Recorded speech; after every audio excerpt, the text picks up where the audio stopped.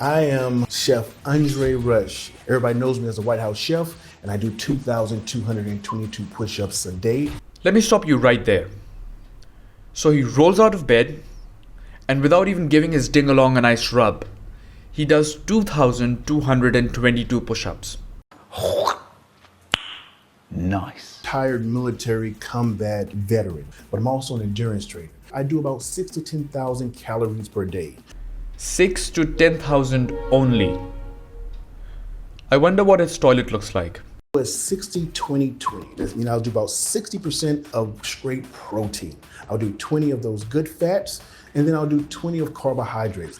If you think about this in perspective, you'll think about an Olympic swimmer or a boxer. They will eat 6,000+ calories, and they're still lean, mean, and people don't get that. I used to say, I'm like, no, you can't eat 6,000 calories. I do, is because I have to exert a lot of energy. I kind of make The Rock look like one of the kids eating a school meal compared to what I eat. Hello, how are you? I am under the water.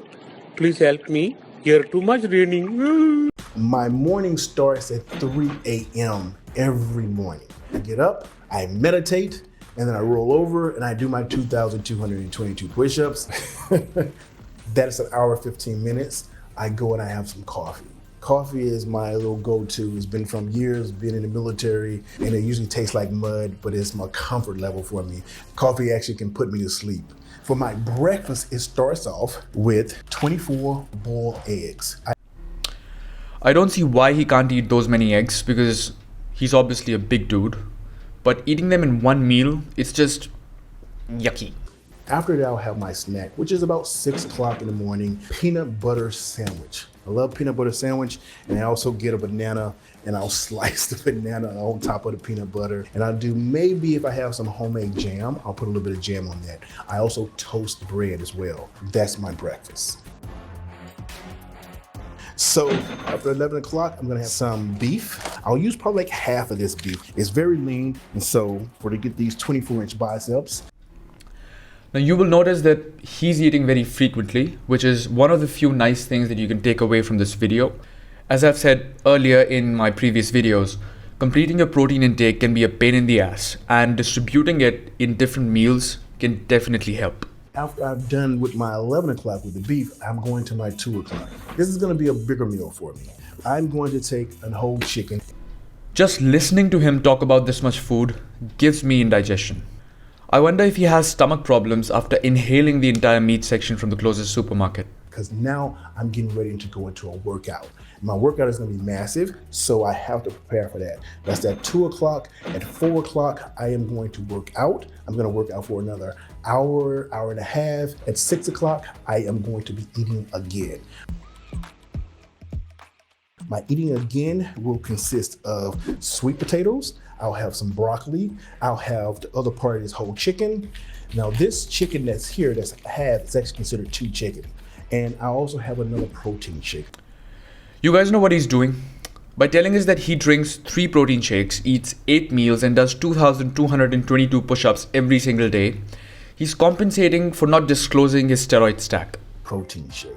My shakes are considered a meal supplement, not just a shake. I like to make them solid, where they can have that massive amount of protein inside of it that my body is going to absorb and not just get rid of right away. They have Greek yogurt, oats, quinoa, filled up with blueberries, maybe a banana, just a half a banana because of that potassium, but the carbohydrates that goes along with that.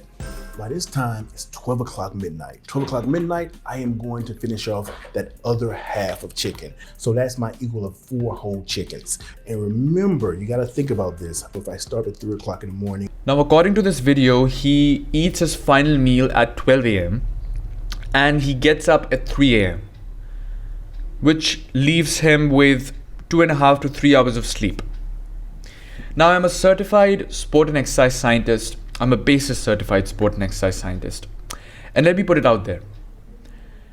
For once, it's possible to believe in Chef Rush's fairy tale, but 3 hours of sleep, bullshit. Even with steroids, it's important to get adequate sleep because that's where the recovery takes place.